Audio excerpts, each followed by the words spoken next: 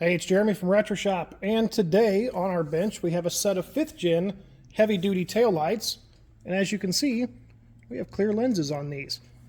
So we removed the OEM red lens and replaced it with a full clear lens, and then of course painted these to match the customer's truck.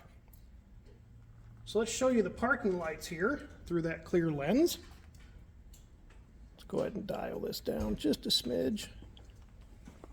And these are also fully modified for sequential turn signals and F1 brakes.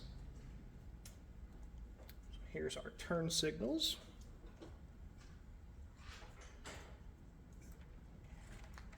And these have a strobe mode and a show mode.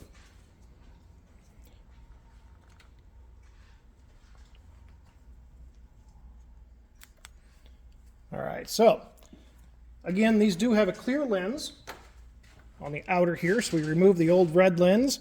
That is a service that we are now offering and a product that we have here. So if you guys have any questions about this build or any other builds that we do here at Retro Shop, feel free to reach out to us via the methods listed in the post. Thank you very much.